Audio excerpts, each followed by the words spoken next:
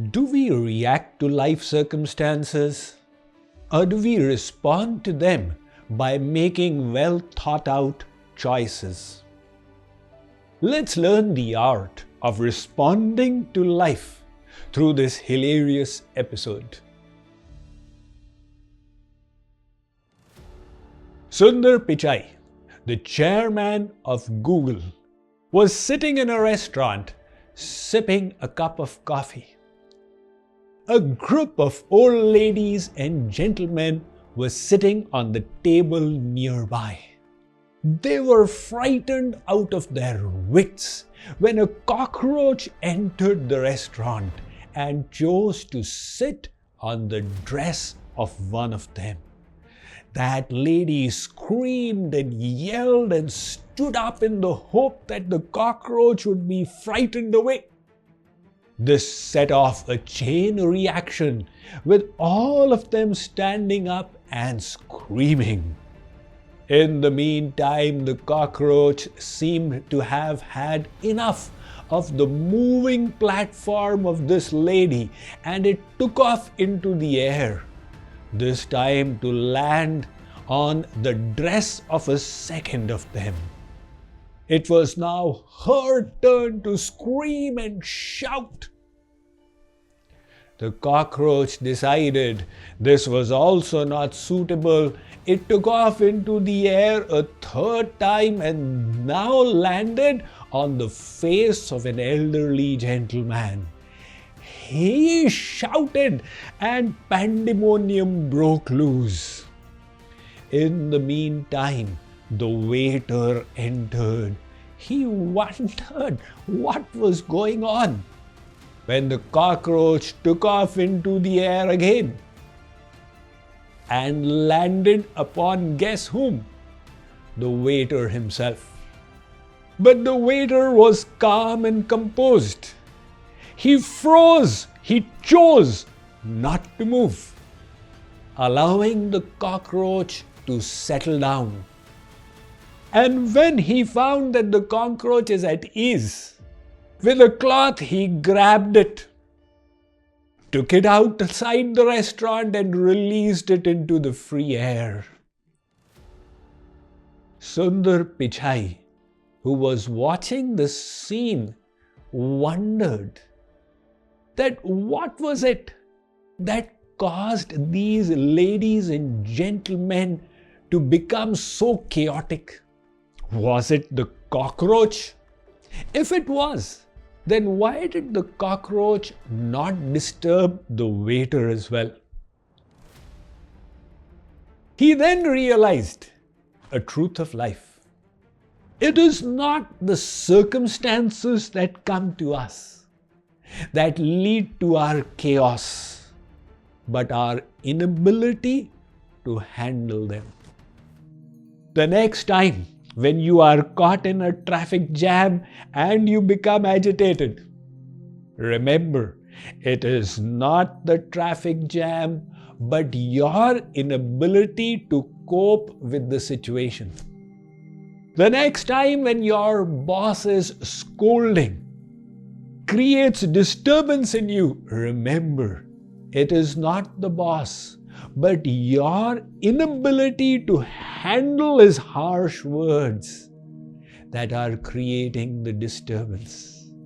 The next time when your husband or wife's shouting leads to the robbing of your joy, remember again, it is not your spouse, but your own ineptitude in handling that situation. So often, little things disturb us because we make the mistake of reacting to them, not responding to them. When you react to agitations on the outside, you are choosing to behave like a slot machine. You know the slot machine? You put in a coin, press the buttons, this is the response that will come out. So when we are reacting, we are forfeiting our ability to choose our response. to live a life of purpose, to achieve and manifest the highest potential in our life, we need to stop reacting to situations and choose our responses to them. One husband and wife who had been married for a few months came to Dallas, and the husband introduced his wife to his paternal uncle Chacha. The Chacha looked with great paternal affection on the young lady and said, "Does your husband make you happy?" The husband thought of the good times they had had together, and he assumed she would say yes. But she said no. "What? No, my husband does not make me happy. He does not make me sad either. My happiness does not depend on my husband or the time, place, or circumstance. It is always a choice that I make. When I free my husband from the responsibility of making me happy, I remove a huge burden that is on his shoulders, and I enable myself to choose in accordance with the highest purpose of my life." We do have the freedom to choose, but every choice brings with it consequences that we must bear. When we overeat, we are choosing a life of ill health. When we behave harshly with others, we are choosing others to behave harshly with us. When we treat others with love and care, we are choosing to be treated by them with love and care. To make your life a success, realize this opportunity to make choices and utilize them well. Birth is fixed, for we did not choose our parents. We will also not choose the circumstances of our death. Between these two determinates of birth and death, the field of life unfolds and presents us with an array of choices. We select our thoughts, priorities, emotions, and behaviors.